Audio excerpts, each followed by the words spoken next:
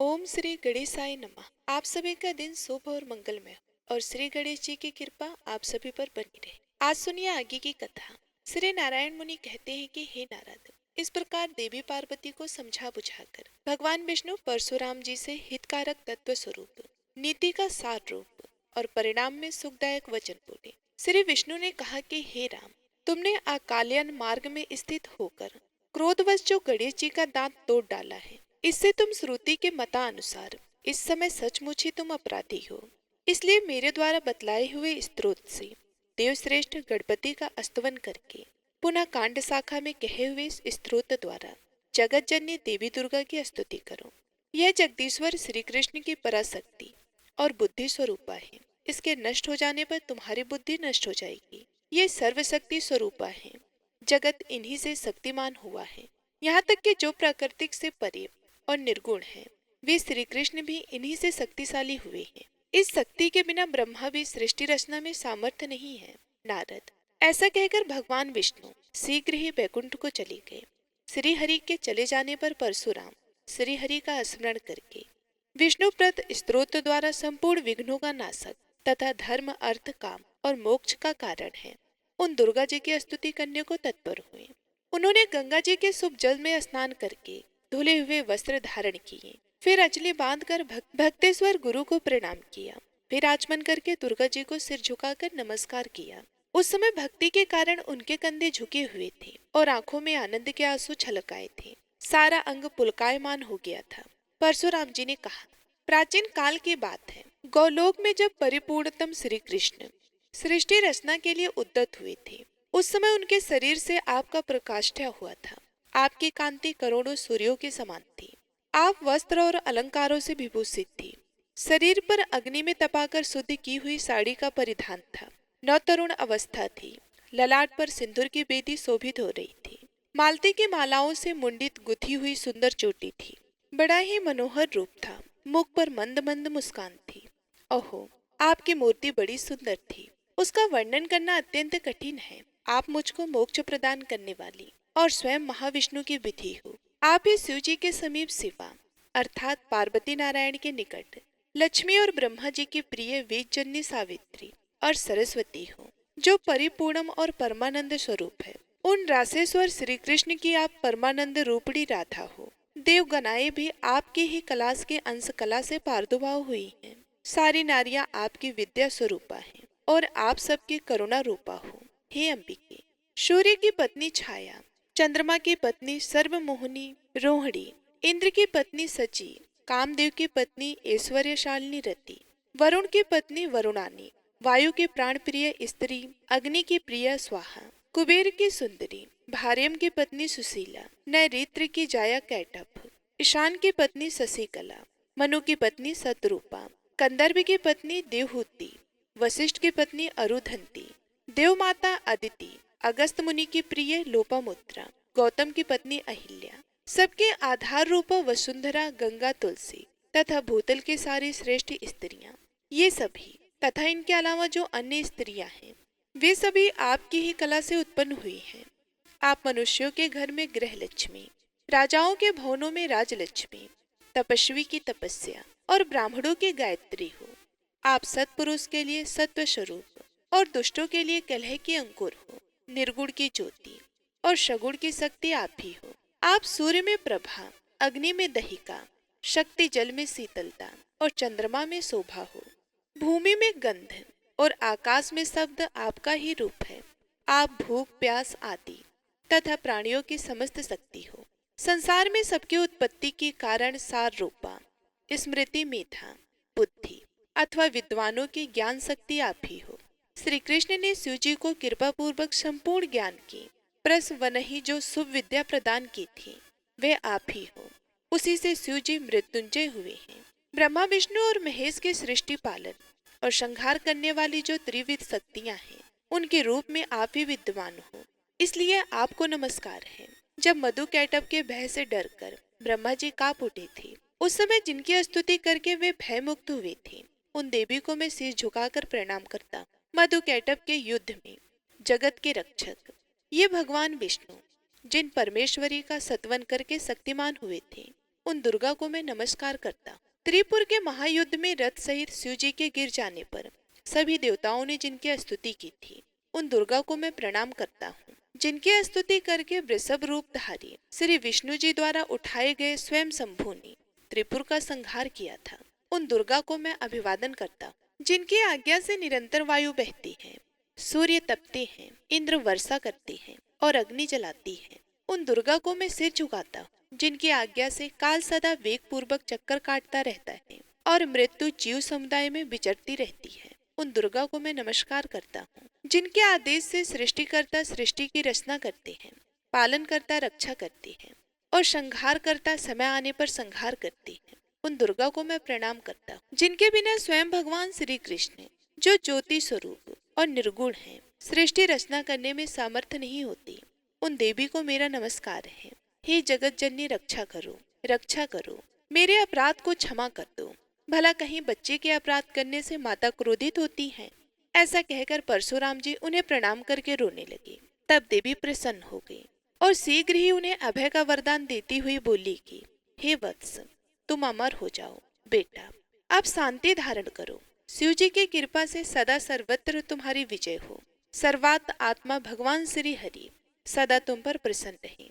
श्री कृष्ण में तथा कल्याणदाता गुरुदेव शिव में तुम्हारी सुदृढ़ भक्ति बनी रहे, क्योंकि जिसके इष्ट देव तथा गुरु में शाश्वत भक्ति होती है, उस पर अगर सभी देवता भी कुपित हो जाएं, तो भी वे उसे मार नहीं सकते। तुम तो श्री कृष्ण के भक्त और शंकर जी के शिष्य हो तथा मुझ गुरु पत्नी की स्तुति कर रहे हो, इसलिए किसकी शक्ति है जो तुम्हें मार सके? अहो, जो अन्य देवताओं के भक्त है अथवा उनकी भक्ति ना करके निर्कुंज ही है, परंतु श्री कृष्ण के भक्त है, तो उनका कहीं भी अमंगल नहीं होता भार्गव। भला जिन भाग्यवान पर बलवान चंद्रमा प्रसन्न है, तो दुर्लभ तारागण रुष्ट होकर उनका भला क्या बिगाड़ सकते हैं? सभा में महान आत्मबल से संपन्न सुखी नरेश जिस पर संतुष्ट है, उसका दुर्लभ भ्रत वर्ग कुपित होकर क्या कर सकेगा? ऐसा कहकर देवी पार्वती हर्षित होकर परशुराम जी को आशीर्वाद देकर अंतापुर में चली गई। तब तुरंत हरि नाम का घोष गूंज उठा। जो मनुष्य इस काव्य स्तोत्र का पूजा के समय, यात्रा के अवसर पर अथवा प्रातः काल इसका पाठ करता है, वे अवश्य ही अपनी अविष्ट वस्तु प्राप्त कर लेता है। इसके पाठ से पुत्रार्थ को पुत्र, कन्यार्थी को कन्या, विद्यार्थी को विद्या, प्रजारथी को प्रजा, राज्य भ्रष्ट को राज्य और धनहीन को धन की प्राप्ति होती है। जिस पर देवता राजा अथवा बंधु बांधव कृत हो गए हों, उनके लिए यह सभी इस स्तोत्रराज की कृपा से प्रसन्न होकर वरदाता हो जाते हैं। जिसे चोर डाकुओं ने घेर लिया हो, सांप ने डस लिया हो, जो भयानक शत्रु के चंगुल में फंस गया हो या फिर व्याधिग्रस्त हो, वे इस स्तोत्र के स्मरण मात्र से मुक्त हो जाता है। राज द्वार पर, शमशान में, कारागार में और बंधन में पड़ा हुआ तथा अगाध जल राशि में डूबता हुआ मनुष्य इस स्तोत्र के प्रभाव से मुक्त हो जाता है। स्वामी भेद, पुत्र भेद तथा भयंकर मित्र भेद के अवसर पर इस स्तोत्र के स्मरण मात्र से निश्चय ही अभिष्ट वर की प्राप्ति हो जाती है। जो स्त्री वर्ष प्रत्येक भक्ति पूर्वक दुर्गा जी का भली भांति पूजन करके हविष्यान खाकर इस स्तोत्रराज को सुनती है, वह अगर महाबांध्या हो तब भी प्रसव वाली हो जाती है। उसे ज्ञानी और चिरंजीवी दिव्य पुत्र प्राप्त हो जाता है। 6 महीने तक इसका श्रवण करने से दुर्भाग्यवती सौभाग्यवती नारी हो जाती है। जो कावांध्या वीरवंतस्या नारी इस स्तोत्रराज को भक्ति पूर्वक 9 महीने तक इस स्तोत्रराज को सुनती है, वह निश्चय ही पुत्र प्राप्त करती है। जो कन्या की माता तो है परंतु पुत्र से हीन है, अगर वे 5 महीने तक कलश पर दुर्गा जी के सम्यक पूजा करके इस स्तोत्र को सुनती है, तो उसे अवश्य ही पुत्र की प्राप्ति होती है।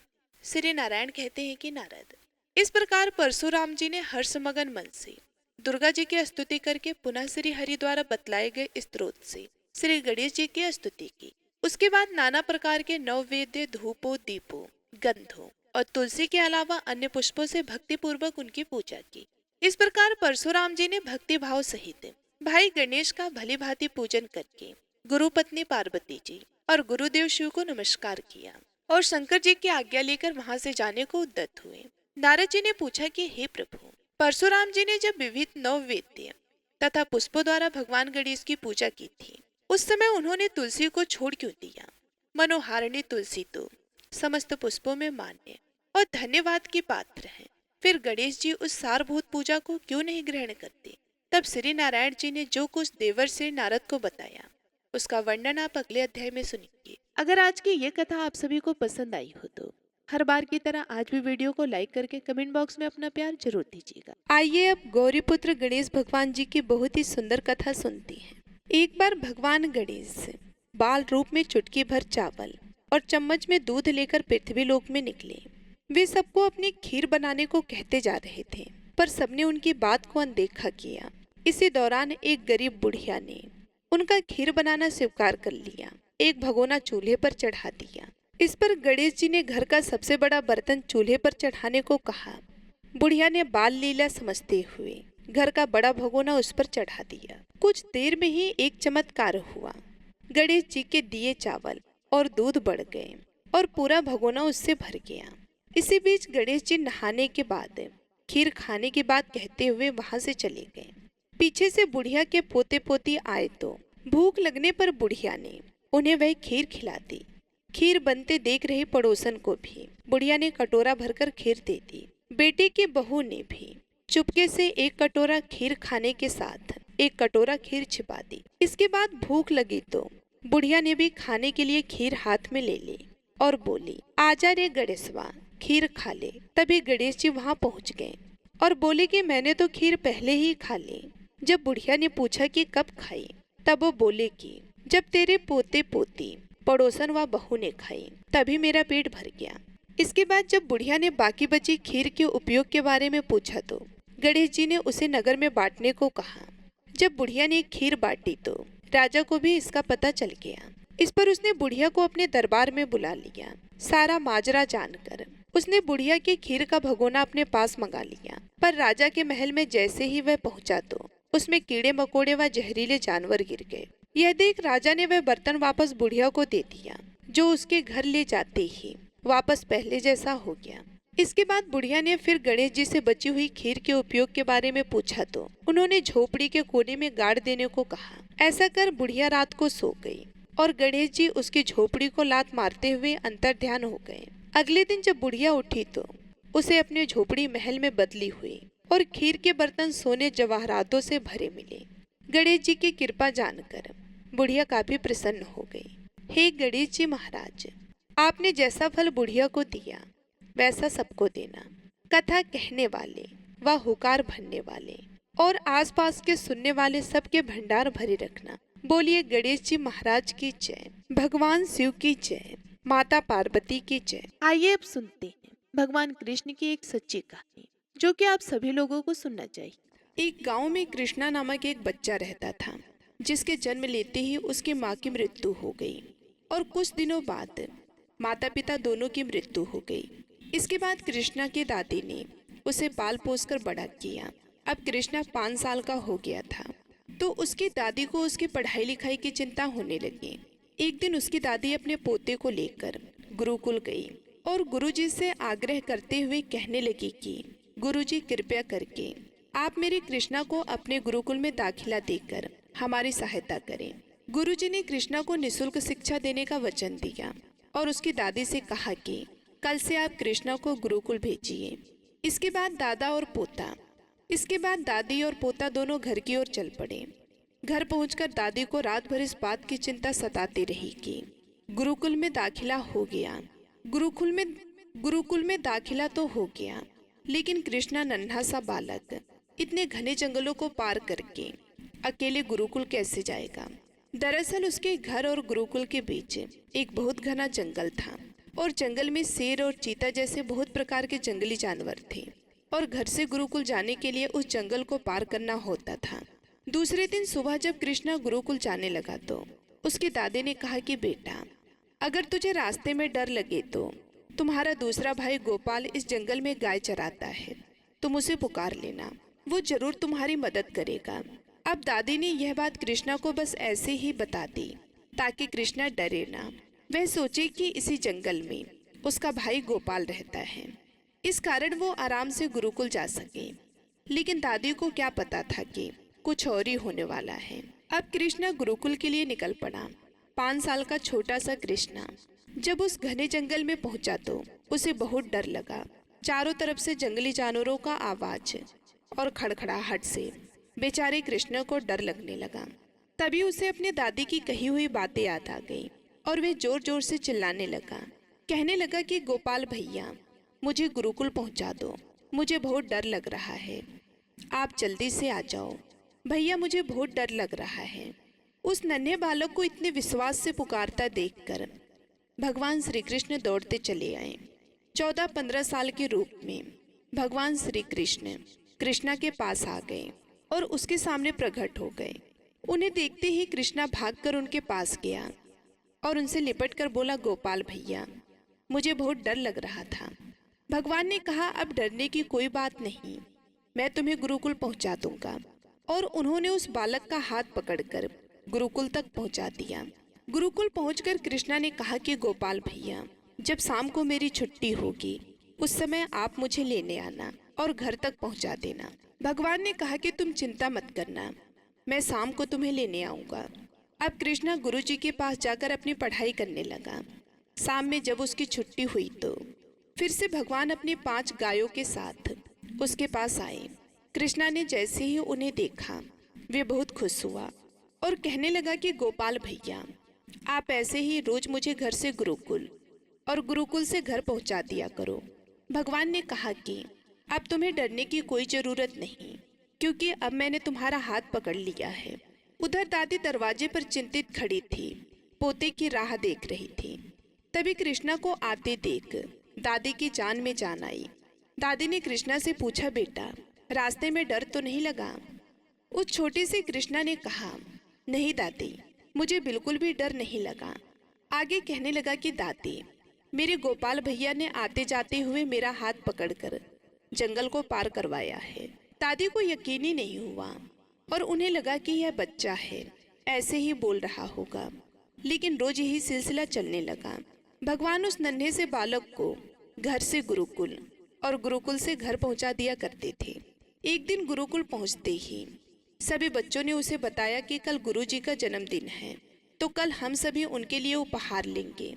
शाम को जब कृष्णा घर पहुंचा तो उसने अपने दादी से कहा कि दादी, कल हमारे गुरुजी का जन्मदिन है, सभी बच्चे उनके लिए उपहार लेंगे, आप भी गुरुजी के लिए कुछ दे दो, मुझे भी उन्हें कुछ उपहार देना है। यह सुनते ही दादी बहुत उदास हो गई और कहने लगी कि बेटा, हम तो बहुत गरीब हैं, हमारे पास तो उन्हें देने के लिए कुछ भी नहीं है। यह सुनकर कृष्णा बहुत उदास हो गया। अगले दिन सुबह जब घर से गुरुकुल के लिए निकला तो बहुत ही उदास था। भगवान ने उसे उदास देखकर उसके मन की बात जाननी चाहिए। उन्होंने कृष्णा से पूछा कि हे कृष्णा, आज तुम इतने उदास क्यों हो, तुम्हें क्या चाहिए? नन्हे बालक ने बड़े ही दुखी होकर कहा, आज मेरे गुरुजी का जन्मदिन है, सभी बच्चे उन्हें कुछ न कुछ उपहार देंगे, परंतु मेरे पास उन्हें देने के लिए कुछ भी नहीं है। लीलाधार कन्हैया ने तुरंत एक छोटी सी दूध से भरी लुटिया उसे दे दिया। उसे देखकर कृष्णा बहुत खुश हुआ। कृष्णा ने गुरुजी को उपहार स्वरूप में वे छोटी सी लुटिया दे दिया। गुरु माता खीर बना रही थी। कृष्णा के दिए हुए उस दूध की लुटिया को देखकर वे बहस रही थी। उन्हें मन ही मन बहुत हंसी आ रही थी। वे सोच रही थी कि यह बालक जितना नन्हा है उतने ही नन्हे से लुटिया में दूध भर करके लाया है। यह देखकर गुरु माता मन ही मन प्रसन्न हो रही थी। गुरु माता ने उस लुटिया को बगल में रख दिया और वे खीर बनाने लगी।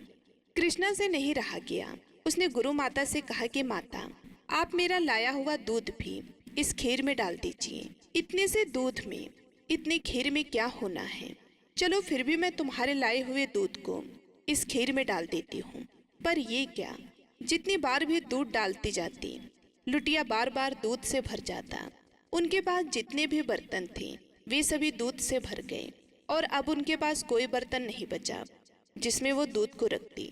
यह देखकर गुरु माता आश्चर्यचकित हो गई। यह कैसी लुटिया है जिसमें दूध खत्म ही नहीं होता। उन्होंने कृष्णा से पूछा, बेटा, तुम्हें यह लुटिया किसने दी? कृष्णा ने कहा कि मेरे बड़े भाई हैं गोपाल भैया, उन्होंने ही मुझे यह लुटिया से भरी दूध दी है। यह सुनकर गुरुजी को सब समझ में आ गया। गुरुजी की आंखें भर गईं। उन्होंने कृष्णा से कहा, मुझे भी अपने गोपाल भैया के दर्शन करवा दो। भगवान तो केवल अपने परम भक्त को ही दर्शन देते हैं, लेकिन नन्हे बालक कृष्णा के कहने पर भगवान ने अग्नि में प्रज्वलित ज्योति के रूप में गुरुजी को दर्शन दिया। इसलिए कहा जाता है कि अगर आप सच्चे मन से भगवान का स्मरण करते हैं तो वे किसी न किसी रूप में आपकी सहायता अवश्य करेंगे। तो एक बार प्रेम से बोलिए, जय श्री कृष्णा, जय श्री हरि विष्णु, ओम नमः शिवाय। प्रिय भक्तगणों, अब आइए सुनते हैं दूसरी कथा। किसी गांव में एक संत रहा करते थे। वे एक बार वृंदावन गए, वहां कुछ दिन घूमे, दर्शन किया। जब वो वापस लौटकर आए तो मन में सोचा कि भगवान के दर्शन तो कर लिए, चलो भगवान को भोग लगाकर कुछ प्रसाद लेते चले। उस संत ने लड्डू खरीदा, मंदिर गए और प्रसाद चढ़ाया और आश्रम में आकर सो गए। सुबह की गाड़ी से उन्हें अपने गांव जाना था। सुबह वृंदावन से गाड़ी चली, जो काफी दूर जाने पर आधे रास्ते में ही रुक गई। तब तक शाम हो चुकी थी। संत ने सोचा कि अभी गांव तक जाने में 3 से 4 घंटे लगेंगे, भूख भी लग रही है। तो उस संत ने सोचा कि चलो हाथ पैर धोकर संध्या वंदन करके कुछ खा लिया जाए। संत ने हाथ पांव धोया और लड्डू खाने के लिए डिब्बा खोला तो उन्होंने देखा कि लड्डू में चींटे लगे थे। उन्होंने चींटे को हटाकर 1-2 लड्डू खा लिए। बाकी लड्डू प्रसाद बांट दूंगा, यह सोचकर बाकी लड्डुओं को रख देते हैं।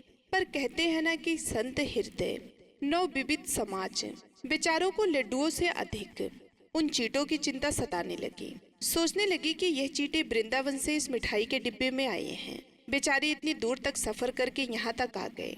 कितने भाग्यशाली थे कि इनका जन्म वृंदावन में हुआ था। अब इतनी दूर से पता नहीं कितने दिन या कितने जन्म लग जाएंगे इनको वापस पहुँचने में। पता नहीं ब्रज की दूरी इनको फिर कभी नसीब हो पाएगी या नहीं। मैंने कितना बड़ा पाप कर दिया, इनका वृंदावन छुड़ा दिया। नहीं नहीं, मुझे वापस जाना होगा। और संत ने उस चींटों को वापस इस मिठाई के डिब्बे में सावधानी से रखा और वृंदावन की गाड़ी पकड़ ली और वहां पहुंचकर इस मिठाई के दुकान के पास गए और वहां पहुंचकर उस मिठाई वाले के दुकान के पास गए। डिब्बा धरती पर रखा और हाथ जोड़ी। उन्होंने कहा कि हे कान्हा, मेरे भाग्य में नहीं कि तेरे ब्रज में रहूं। सुकून तो मुझे कहीं भी नहीं है और सुकून मुझे कहीं भी नहीं मिलेगा। ऐसा लगता है कि मुझे सुकून का अधिकार ही नहीं है। इनके भाग्य में ब्रज की धौली लिखी है तो मैं इन सबको यहीं पर छोड़ देता हूँ। दुकानदार ने यह सब देखा तो वहां आया। 2 कामदार बोले, महाराज चींटे गए तो कोई बात नहीं, आप दूसरी मिठाई तौलवा लीजिए। संत ने कहा, भैया मिठाई में कोई कमी नहीं थी, इन हाथों से पाप होते होते रह गया, इसका प्रायश्चित करने आया हूँ। दुकानदार ने जब सारी बात सुनी तो उस संत के पैरों के पास बैठ गया। उधर संत की आंखें गीली हो रही थी। बात भाव की है, बात उस निर्मल मन की है, बात ब्रज की है, बात मेरे वृंदावन की है, बात मेरे नटवर लाल की है, बात मेरे कृष्णा की है, राधा रानी की है। बूझो तो सब कुछ है, नहीं बूझो तो सब पागलपन है। प्रिय भक्तगण, घर से जब भी बाहर जाएं तो घर में विराजमान अपने प्रभु से जरूर मिलकर जाएं और जब लौट कर आए तो उनसे जरूर मिले, क्योंकि उनको भी आपके घर लौटने का इंतजार रहता है। घर में यह नियम बनाएं कि जब भी आप घर से बाहर निकले तो घर में मंदिर के पास 2 घड़ी खड़े रहें, 2 घड़ी खड़े रह सके और उनसे कहिए, प्रभु चलिए, आपको साथ में रहना है। ऐसा बोलकर ही घर से निकलें, क्योंकि आप भले ही लाखों की घड़ी हाथों में क्यों न पहने हो, पर समय तो प्रभु के हाथों में है। इसी बात पर प्रेम से बोलिए, जय श्री राधे कृष्णा। प्रिय भक्तगणों, अब आइए सुनते हैं तीसरी कथा। एक लड़की थी जो श्री कृष्ण जी की अनन्य भक्त थी। बचपन से ही कृष्ण भगवान का भजन करती थी, भक्ति करती थी। भक्ति करते करते बड़ी हो गई। भगवान श्री कृष्ण की कृपा से उनका विवाह श्री धाम वृंदावन में किसी अच्छे घर में हो गया। विवाह होकर पहली बार वृंदावन आई। नई दुल्हन होने की वजह से वे कहीं भी नहीं जा सकती। वे कहीं भी नहीं जा सकी और मायके चली गई। और वे दिन भी आ गया जब उसका पति उसे लेने उसके मायके आया। अपने पति के साथ फिर वृंदावन पहुंची। पहुंचते पहुंचते उसे शाम हो गई। पति वृंदावन में यमुना के किनारे रुककर कहने लगा, देखो शाम का समय है, मैं यमुना जी में स्नान करके अभी आता हूँ। तुम इस पेड़ के नीचे बैठ जाओ और सामान की देख रेख करना। मैं थोड़े ही समय में आ जाऊंगा। यहीं पर सामने हूँ, कुछ यदि लगे तो मुझे आवाज दे देना। इतना कहकर पति वहां से चला गया और वह लड़की बैठ गई। अब एक हाथ लंबा घूंघट निकाल रखा था, क्योंकि गांव है और ससुराल भी है, और कहने लगी कि देखो बिहारी जी, आपकी कितनी कृपा है। आपको मैंने बचपन से चाहा और आपकी कृपा से मेरा विवाह भी श्री धाम वृंदावन में हो गया। मैं इतने वर्षों से ठाकुर जी को मानती हूँ, परंतु अब तक उनसे कोई रिश्ता नहीं जुड़ा। फिर वे लड़की सोचती है कि ठाकुर जी की उम्र क्या होगी। लगभग 16 वर्ष। लगभग 16 वर्ष तो होगी ही। मेरे पति 20 वर्ष के हैं, उनसे थोड़े से छोटे हैं। ठाकुर जी इसलिए वे मेरे पति के छोटे भाई की तरह हैं और मेरे देवर की तरह हैं। तो आज से ठाकुर जी मेरे देवर हो गए। अब तो वह लड़की ठाकुर जी से नया संबंध जोड़कर प्रसन्न हुई और मन ही मन ठाकुर जी से कहने लगी, देखो ठाकुर जी, आज से मैं तुम्हारी भाभी और तुम मेरे देवर हो गए। अब वह समय कब आएगा जब तुम मुझे भाभी भाभी कर पुकारोगे। इतना सोच ही रही थी कि तभी एक 10 से 15 वर्ष का बालक आया और उस लड़की से बोला कि भाभी। लड़की अचानक अपने भाव से बाहर आई और सोचने लगी कि वृंदावन में मैं तो नई आई हूँ, ये भाभी कहकर कौन बुला रहा है। नई थी इसलिए घूंघट उठाकर नहीं देखा कि गांव के किसी बड़े बूढ़े ने देख लिया तो बड़ी बदनामी होगी। अब बालक बार बार भाभी कहता, पर वो उत्तर नहीं देती। बालक पास आया और बोला कि नेक अपना चेहरा तो दिखा दो। यह सुनकर वह लड़की और कसकर घूंघट पकड़कर बैठ गई। फिर उस बालक ने जबरदस्ती घूंघट उठाकर देख लिया। थोड़ी देर में उसका पति आ गया। उसने सारी बात अपने पति से कही। पति ने कहा, तुमने मुझे आवाज क्यों नहीं लगाई।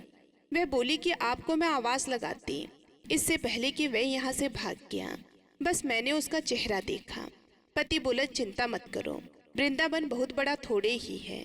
कभी किसी गली में लड़का मिल गया तो हड्डी पसली एक कर दूंगा। फिर कभी ऐसा लड़का तुझे कहीं दिखे तो तू मुझे जरूर बताना। फिर कुछ दिन बाद उसकी सास ने अपने बेटे से कहा कि बेटा देख, तेरा विवाह हो गया है, बहू मायके से भी आ गई है, तो तुम दोनों बाके बिहारी जी के दर्शन के लिए अभी तक नहीं गए, तो कल जाकर बहू को दर्शन करा के ले आना। अगले दिन दोनों पति पत्नी ठाकुर जी के दर्शन के लिए मंदिर जाते हैं। मंदिर में बहुत भीड़ थी। उस लड़की के पति ने कहा कि तुम स्त्रियों के आगे जाकर दर्शन करो, मैं अभी आता हूँ। वह आगे चली गई, पर घूंघट नहीं उठाती है। उसे डर लगता है कि कोई बड़ा बूढ़ा देख लेगा तो बहुत ही बदनामी होगी। नई बहू बिना घूंघट के घूम रही है, इससे वे बहुत डर गई थी। पीछे से पति ने आकर कहा कि अरे बाबली, बिहारी जी के सामने है, घूंघट क्यों नहीं खोलती। घूंघट नहीं खोलेगी तो दर्शन कैसे करेगी। अब उसने अपना घूंघट उठाया और जो बाके बिहारी को देखा तो बाके बिहारी जी की जगह वही बालक मुस्कुराता हुआ दिखाई दिया। तो एकदम से चिल्लाने लगी, जल्दी आओ जल्दी आओ। पति पीछे से भाग भाग कर आया। कहने लगा कि अरे क्या हुआ। उस लड़की ने कहा कि अरे जी, उस दिन जो मुझे भाभी भाभी कहकर भाग गया था वह मिल गया। लड़की के पति ने कहा कि अरे कहाँ है, बताओ मुझे, अभी मैं उसे बताता हूँ। उस लड़की ने ठाकुर जी की तरफ इशारा करते हुए बोला कि सामने ही तो है। उसके पति ने जो देखा वह हक्का बक्का रह गया और मंदिर में ही अपनी पत्नी के चरणों में गिर गया और बोला, तुम ठाड़े हो, वास्तव में तुम्हारे हृदय में सच्चा ठाकुर जी के प्रति स्नेह है। मैं इतने वर्षों से वृंदावन में हूँ, मुझे आज तक उनके दर्शन नहीं हुए, और तेरा भाव इतना है कि बिहारी जी ने तुझे दर्शन दिया। प्रिय भक्तगण, आप जिस भी रूप में बाके बिहारी को स्वीकार करेंगे, बाके बिहारी आपको उसी रूप में प्राप्त होते हैं।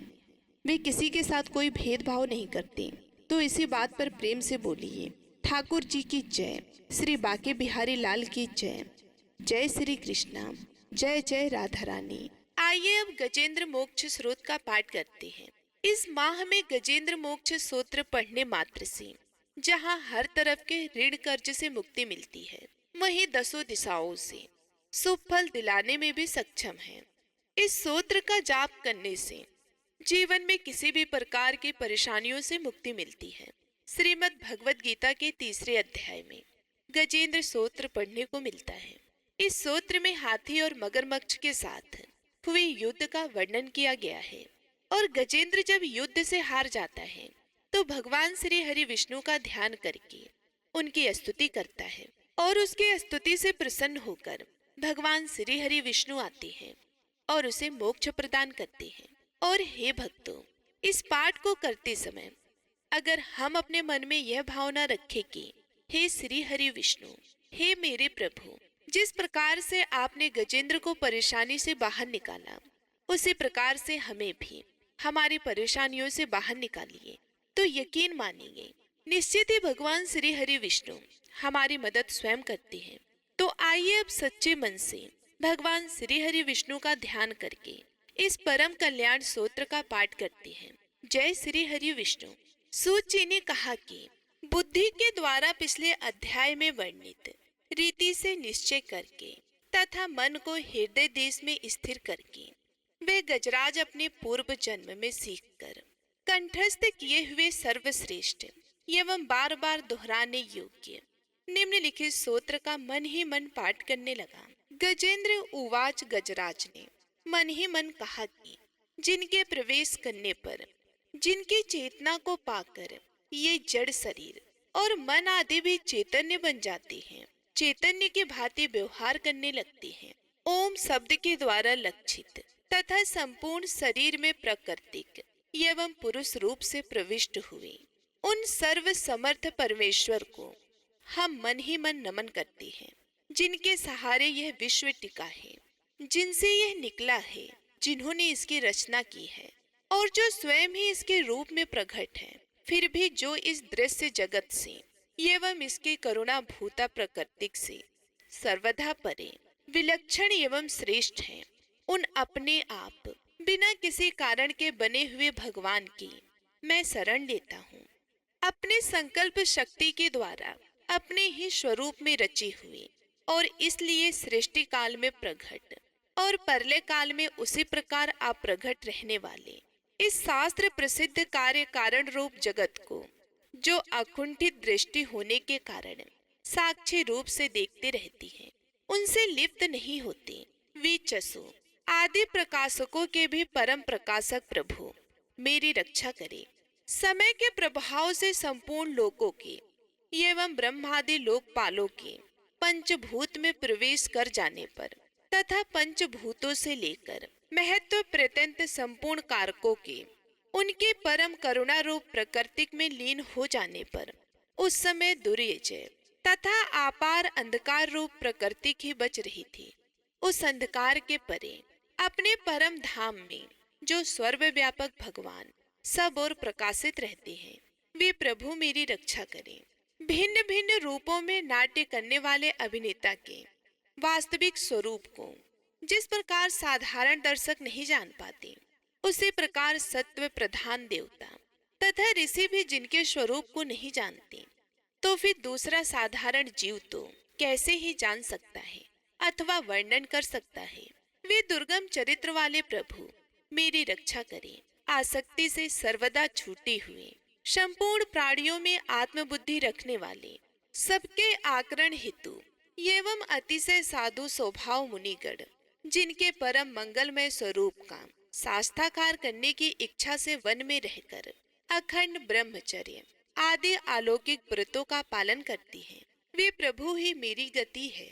जिनके हमारी तरह कर्मवश ना तो जन्म होता है और न जिनके द्वारा अहंकार प्रेरित कर्म ही होती है, जिनके निर्गुण स्वरूप का ना तो कोई नाम है ना ही रूप है, फिर भी समयानुसार जगत की सृष्टि एवं परलय के लिए स्वेच्छा से जन्म आदि को स्वीकार करती है। उन अनंत शक्ति संपन्न पर ब्रह्मा परमेश्वर को नमस्कार है। उन प्राकृत आकार रहित एवं अनेकों आकार वाले अद्भुत कर्मा भगवान को बारंबार नमस्कार है। स्वयं प्रकाश एवं सबके साक्षी परमात्मा को नमस्कार है। उन प्रभु को जो नम वाणी एवं चित्त वृत्तियों से भी सर्वदा परे हैं, उनको बार बार नमस्कार है। विवेकी पुरुष के द्वारा सतत गुण विशिष्ट निवृत्त धर्म के आचरण से प्राप्त होने योग्य मोक्ष सुख के अनुभूति रूप प्रभु को नमस्कार है। सत्व गुण को स्वीकार करके शांत, रजोगुण को स्वीकार करके घोर एवं तमोगुण को स्वीकार करके मूढ़ से प्रतीत होने वाले भेद रहित ऐत्यो सदा संभाव से स्थित ज्ञान घन प्रभु को नमस्कार है। शरीर इंद्रिय आदि के समुदाय रूप संपूर्ण पिंडों के ज्ञाता, सबके स्वामी एवं साक्षी रूप आपको नमस्कार है। सबके अंतर्यामी, प्रकृति के भी परम कारण किंतु स्वयं कारण रहित प्रभु को नमस्कार है। संपूर्ण इंद्रियों एवं उनके विषयों के ज्ञाता, समस्त प्रतीतियों के कारण रूप संपूर्ण जड़ प्रपंच एवं सबकी मूलभूता अविद्या के द्वारा सूचित होने वाले तथा संपूर्ण विषयों में अविद्या रूप से भासने वाले आपको नमस्कार है। सबके कारण किंतु स्वयं कारण रहित तथा कारण होने पर भी परिणाम रहित होने के कारण अन्य कारणों से विलक्षण कारण आपको बारंबार नमस्कार है। संपूर्ण वेदों एवं शास्त्रों के परम तात्पर्य, मोक्ष रूप एवं श्रेष्ठ पुरुषों की परम गति भगवान को नमस्कार है। जो त्रिगुण रूप काष्ठों में छिपे हुए ज्ञान रूप अग्नि है, उक्त गुणों में हलचल होने पर जिनके मन में सृष्टि रचने की ब्रह्मवृत्ति जागृत हो उठती है तथा आत्म तत्व की भावना के द्वारा विधि निषेध रूप शास्त्र से ऊपर उठे हुए ज्ञानी महात्माओं में जो स्वयं प्रकाशित हो रहे हैं, उन प्रभु को मैं नमस्कार करता हूँ। मुझ जैसे शरणागत पशु तुल्य जीवों की अविद्या रूप फांसी को सदा के लिए पूर्ण रूप से काट देने वाले, अत्यधिक दयालु एवं दया करने में कभी आलस्य न करने वाले नित्य मुक्त प्रभु को नमस्कार है। अपने अंश से संपूर्ण जीवों के मन में अंतर्यामी रूप से प्रकट रहने वाले सर्वनियंता अनंत परमात्मा आपको नमस्कार है। शरीर, पुत्र, मित्र, घर, संपत्ति एवं कुटुंबियों में आसक्त लोगों के द्वारा कठिनता से प्राप्त होने वाले तथा मुक्त पुरुषों के द्वारा अपने हृदय में निरंतर चिंतित ज्ञान स्वरूप सर्व सामर्थ्य भगवान को नमस्कार है। जिन्हें धर्म, अभिलक्षित भोग, धन तथा मोक्ष की कामना से भजने वाले लोग अपनी मन चाहे गति पा लेते हैं, अपितु जो उन्हें अन्य प्रकार से अयाचित भोग एवं अविनाशी पार्षद शरीर भी देती है, वे अतिशय दयालु प्रभु मुझे इस विपत्ति से सदा के लिए उबार ले। जिनके अनय भक्त जो वस्तुतः एकमात्र उन भगवान के ही शरण हैं, धर्म, अर्थ आदि किसी भी पदार्थ को नहीं चाहते, अपितु उन्हीं के परम मंगलमय एवं अत्यंत विलक्षण चरित्रों का गान करते हुए आनंद के समुद्र में गोते लगाते रहते हैं। उस अविनाशी सर्वव्यापक, सर्वश्रेष्ठ ब्रह्मादि के भी नियामक आप भक्तों के लिए प्रकट होने पर भी, भक्ति योग द्वारा प्राप्त करने योग्य अत्यंत निकट होने पर भी, माया के आवरण के कारण अत्यंत दूर प्रतीत होने वाले, इंद्रियों के द्वारा अगमय तथा अत्यंत दुर्विज्ञ, अंतरहित किंतु सबके आदि कारण एवं सब ओर से परिपूर्ण उन भगवान की मैं स्तुति करता हूँ। ब्रह्म आदि समस्त देवता, चारों वेद तथा संपूर्ण चराचर जीव नाम और आकृतिक भेद से जिनके अत्यंत क्षुद्र अंश के द्वारा रचे गए हैं, जिस प्रकार प्रज्वलित अग्नि से लपटे तथा सूर्य से किरणें बार बार निकलती हैं और पुनः अपने कारण में लीन हो जाती है, उसी प्रकार बुद्धि, मन, इंद्रियां और नाना योनियों के शरीर, यह गुणमय प्रपंच जिन स्वयं प्रकाश परमात्मा से प्रकट होता है और पुनः उन्हीं में लीन हो जाता है, वे भगवान ना तो देवता है, ना असुर, ना मनुष्य हैं, ना तिर्यक मनुष्य से नीची पशु पक्षी आदि किसी योनि के प्राणी हैं, ना वे स्त्री हैं, ना पुरुष और नपुंसक ही हैं, ना वे ऐसे कोई जीव हैं जिनका इन तीनों ही श्रेणियों में समावेश हो सके, ना वे गुण हैं, ना कर्म, ना कार्य, ना तो कारण ही। सबका निषेध हो जाने पर जो कुछ बचा रहता है वही उनका स्वरूप है और वे ही सब कुछ हैं। ऐसे भगवान मेरे उद्धार के लिए अभिभूत हो। मैं इस ग्रह के चुंगल से छूटकर जीवित नहीं रहना चाहता, क्योंकि भीतर और बाहर सब ओर से अज्ञान से ढके हुए इस हाथी के शरीर से मुझे क्या लेना है। मैं तो आत्मा के प्रकाश को ढक देने वाले उस अज्ञान की निवृत्ति चाहता हूँ, जिसका काल कर्म से अपने आप नाश नहीं होता, अपितु भगवान की दया से अथवा ज्ञान के उदय से होता है। इस प्रकार मोक्ष का अभिलाषी मैं विश्व के रचयिता, स्वयं विश्व के रूप में प्रकट तथा विश्व से सर्वथा परे, विश्व को खिलौना बनाकर खेलने वाले, विश्व में आत्म रूप से व्यापक, आजन्मा, सर्वव्यापक एवं प्राप्त वस्तुओं में सर्वश्रेष्ठ श्री भगवान को केवल प्रणाम ही करता हूँ। उनकी शरण में मैं हूँ, जिन्होंने भगवत भक्ति रूप योग के द्वारा कर्मों को जला डाला है। वे योगी लोग उस योग के द्वारा शुद्ध किए हुए अपने हृदय में जिन्हें प्रकट हुआ देखते हैं, उन योगेश्वर भगवान को मैं नमस्कार करता हूँ, जिनके त्रिगुणात्मक सत्व रज तम रूप शक्तियों का राग रूप वेग असह्य है, जो संपूर्ण इंद्रियों के विषय रूप में प्रतीत हो रहे हैं, तथापि जिनकी इंद्रियां विषयों में ही रची पची रहती हैं। ऐसे लोगों को जिनका मार्ग भी मिलना असंभव है, उन शरणागत रक्षक एवं अपार शक्तिशाली आपको बार बार नमस्कार है, जिनके अविद्या नामक शक्ति के कार्य रूप अहंकार से ढके हुए अपने स्वरूप को यह जीव नहीं जान पाता। उन अपार महिमा वाले भगवान की मैं शरण में आया हूँ। श्री सुखदेव जी ने कहा, जिसने पूर्वोक्त प्रकार से भगवान के भेद रहित निराकार स्वरूप का वर्णन किया था, उस गजराज के समीप जब ब्रह्मा आदि कोई भी देवता नहीं आए, जो भिन्न भिन्न प्रकार के विशिष्ट विग्रहों को ही अपना स्वरूप मानते हैं, तब साक्षात श्री हरि, जो सबकी आत्मा होने के कारण सर्वदेव स्वरूप है, वहां प्रकट हो गए। उपयुक्त गजराज को उस प्रकार दुखी देखकर तथा उसके द्वारा पढ़ी हुई स्तुति को सुनकर सुदर्शन चक्रधारी जगदाधार भगवान इच्छानुरूप वेग वाले गरुड़ जी के पीठ पर सवार होकर सत्वन करते हुए देवताओं के साथ तत्काल उस स्थान पर पहुंच गए जहां पर वे हाथी था। सरोवर के भीतर महाबली ग्रह के द्वारा पकड़े जाकर दुखी हुए उस हाथी ने आकाश में गरुड़ की पीठ पर सवार चक्र उठाए हुए भगवान श्री हरि को देखकर अपनी सूंड को, जिसमें उसने पूजा के लिए कमल का एक फूल ले रखा था, ऊपर उठाया और बड़ी ही कठिनाई से सर्व पूज्य भगवान नारायण आपको प्रणाम है, यह वाक्य कहा। उसे पीड़ित देखकर आजन्मा श्री हरि एकाएक गरुड़ को छोड़कर नीचे झील पर उतर आए। वे दया से प्रेरित हो ग्रास सहित उस गजराज को तत्काल झील से बाहर निकाल लाए और देवताओं के देखते देखते अपने चक्र से मगरमच्छ के गर्दन को काट दिया और हाथी को उस पीड़ा से बाहर निकाल लिया। तो इसी के साथ गजेंद्र मोक्ष सूत्र संपूर्ण हुआ। तो सभी एक बार प्रेम से बोलिए, भगवान श्री हरि विष्णु की जय। प्रिय भक्तों, अब आइए सुनते हैं लप्सी और तपसी की कथा, जो कि हर व्रत के बाद में अवश्य सुनना चाहिए, क्योंकि ऐसा कहा जाता है कि बगैर लप्सी और तपसी की कथा सुने बगैर कोई भी व्रत कथा पूर्ण नहीं होता। तो आइए बड़ी ही श्रद्धा से लप्सी और तपसी की कथा को सुनते हैं। एक लप्सी था, एक तपसी था। तपसी हमेशा भगवान की तपस्या करता था। तपसी हमेशा भगवान की तपस्या करता था, लेकिन उसे चोरी करने की आदत थी।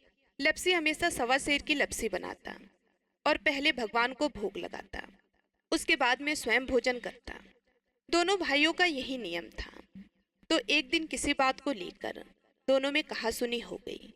तो तपसी बोला कि मैं रोजाना भगवान की तपस्या करता हूँ, इसलिए मैं बड़ा हूँ।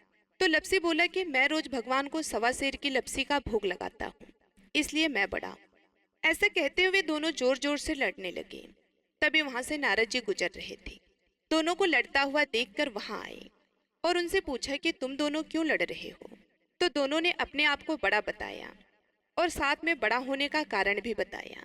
तो नारद जी बोले कि मैं तुम्हारा फैसला कर दूंगा, कल आऊंगा, बता भी दूंगा कि तुम दोनों में से कौन बड़ा है। दूसरे दिन लप्सी और तपसी नहाकर अपने रोज की भक्ति करने आए। तो नारद जी ने छुपकर 1.25 करोड़ की एक एक अंगूठी उन दोनों के आगे रख दी। जैसे ही भक्ति करते हुए तपसी की नजर उस अंगूठी पर पड़ी तो उसने चुपचाप उस अंगूठी को उठाई और अपने पैरों के नीचे दबा ली। लप्सी की नजर अंगूठी पर पड़ी, लेकिन उसने ध्यान नहीं दिया। उसने पहले भगवान को भोग लगाया और फिर स्वयं भोजन करने के लिए बैठ गया। थोड़ी देर बाद नारद जी सामने आए। तो दोनों ने पूछा कि अब बताओ, हम में से कौन बड़ा है। तो नारद जी ने तपसी से खड़ा होने के लिए कहा तो वे खड़ा हुआ। तो उसके पैर के नीचे दबी हुई अंगूठी दिखाई दी। तो नारद जी ने तपसी से कहा कि तपस्या तो तुम रोज करते हो, लेकिन इतनी तपस्या करने के बाद भी तुम्हारी चोरी करने की आदत नहीं गई। ये अंगूठी मैंने ही तुम दोनों के आगे रखी थी। मैं ये देखना चाहता था कि तुम दोनों में से किसके मन में लालच है। तो तुझे तो अंगूठी दिखाई पड़ते ही झट से अपने पैरों के नीचे दबा ली। लेकिन लपसी का ध्यान अंगूठी पर जाने के बाद भी लपसी ने अंगूठी को नहीं उठाया और ना ही ध्यान दिया। उसने सिर्फ अपने भगवान जी में ध्यान रखा, उन्हें भोग लगाया और बाद में स्वयं भोजन करने लगा। इसलिए लपसी बड़ा है और तुम्हें तुम्हारी तपस्या का कोई भी फल मिलने वाला नहीं है। जितनी चाहे मर्जी तुम तपस्या कर लो, तुम्हें इसका कोई भी फल नहीं मिलेगा। तो तपसी को यह सुनकर बहुत ही दुख हुआ और वे शर्मिंदा होकर नारद जी से माफी मांगने लगा और कहने लगा, आज तक की मेरी गलती माफ करो और मुझे बताओ कि मेरी तपस्या का फल कैसे मिलेगा। आज के बाद कभी भी मैं चोरी नहीं करूंगा। तो नारद जी ने कहा कि यदि कोई गाय और कुत्ते को रोटी नहीं बनाएगा तो उसका फल तुझे मिलेगा। यदि कोई आदमी ब्राह्मण को भोजन करवा कर उसे दक्षिणा नहीं देगा तो उसका फल भी तुझे ही मिलेगा। अगर किसी को सूत वाली साड़ी अगर हम देते हैं, उसके ऊपर अगर भेंट स्वरूप कुछ रुपए नहीं देंगे तो उसका फल भी तुझे ही मिलेगा। अगर कोई व्यक्ति दिए से दिया जलाएगा तो उसका फल भी तुझे ही मिलेगा।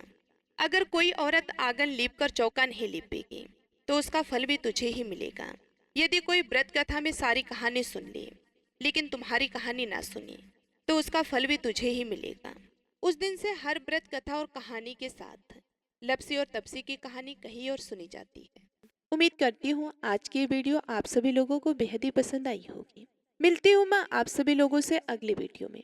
तब तक के लिए नमस्कार।